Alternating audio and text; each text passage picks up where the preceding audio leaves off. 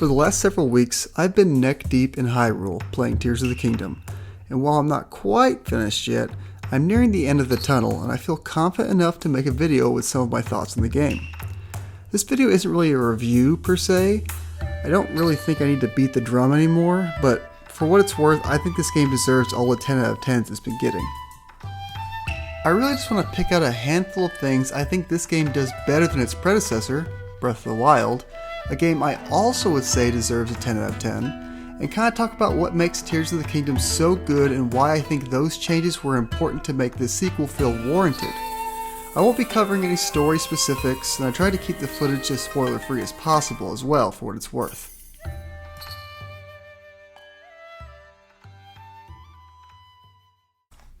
Better handled weapon durability. One of the more contentious mechanics from Breath of the Wild was the weapon durability system. To this day, I still see the occasional tweet from someone explaining why they think weapon durability is bad. And those people can have their opinions, but personally, I'm a fan of the breaking weapons in these games. So naturally, one thing I was really curious to see in Tears of the Kingdom was how they would react, if at all, to the criticisms some had against weapon durability. And the answer was, they kind of just doubled down on it. I always thought it was a blast constantly having to find new weapons to keep your adventure going and forcing you to improvise what was available to you moment to moment. But in Tears of the Kingdom, that improvisation is a little more player friendly because there's basically infinite options for the player to take advantage of at any moment. One of the abilities at your disposal in this game is Fuse, allowing you to fuse pretty much anything to a weapon, shield, or arrows you have. This creates an unbelievable amount of depth and creativity to the kinds of weapons you carry around.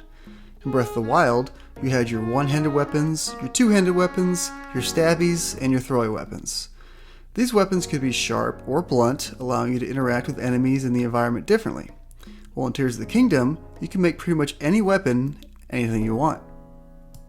You can turn your two-handed sword into a blunt weapon for mining by fusing a rock to it. You can make your stabby stab spear into an even stabbier stab spear by fusing it to another long weapon to make it to where enemies can't ever even think about getting close to you. One of my favorites was the bouncy bat, what you get from fusing a mushroom to a stick, which basically makes enemies ragdoll away from you when you hit them.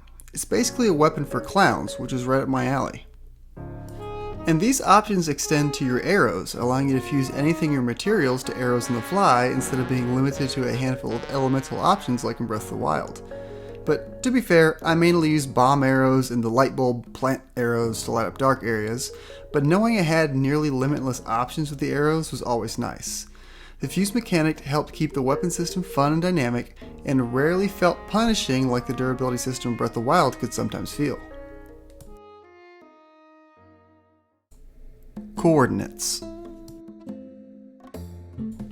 Now this is a smaller change overall and admittedly less exciting, but one that felt so obvious as a great addition: map coordinates. If you ever play a game with friends and want to show them something cool you found, having a set point to send them to is always welcome. Sure, you could just say go to this shrine and walk east for 10 seconds or so, but the precision allowed with coordinate system is just so much more intuitive. Yeah, I wish I had something more intelligent to say about this, but it's a coordinate system. You know what it does. It's just convenient. Movement. This one might feel a little more obvious, but it's worth emphasizing just how good the movement options are in this game. With Ultra Hand, virtually anything you can think of can be creative, and that makes for some amazing opportunities when making vehicles to traverse Hyrule. I remember seeing clips in Breath of the Wild where people would just make these floating minecarts with magnesis to fly across the map. I used to think that was so cool, but also incredibly silly. And it looks like the developers of this game decided they also thought that looked cool, and just made it possible to make anything you want and have the ability to fly. I don't really know what it is, but flying in an open world game always makes me feel so powerful, and the first time I got a flying vehicle in this game with the steering stick, I knew I was going to enjoy this game so much. I love throwing a few fans on a piece of wood, dropping a battery or two and a control stick, and just flying across the sky. I would say the one downside to this wonderful traversal is you may miss some of the stuff on the ground level, but you can always just make a cool car to drive around if that becomes a problem. I really think the vehicle creation in this game is what's going to stick with me down the line as the most important factor for why I love this game. Amiibo items. Now this one might be the slightest of spoilers, but it's nothing you probably haven't come across already, and that is that many of the previously Amiibo only items and armor sets are now available to find around the world. 6 or so years ago, I used to think it was so cool that if I had a certain Link Amiibo, I could get an armor set that looked like the Link from that game. But, I don't have a whole lot of a Link Amiibo laying around, so I was often left to the reality of those games just not being accessible to me. But in Tears of the Kingdom, so many of these cool weapons and armor sets are now hidden in chests around the world. No plastic statues required. I rocked the Fierce Deity armor for a good while in this game for its attack up bonus and because it made me feel cool, but in Breath of the Wild I would have had needed the Majora's Mask Link Amiibo to feel this cool. It's just a great pro-consumer move to make these items accessible to anyone within the game rather than to just those who have spent extra money to get their hands on the Amiibo.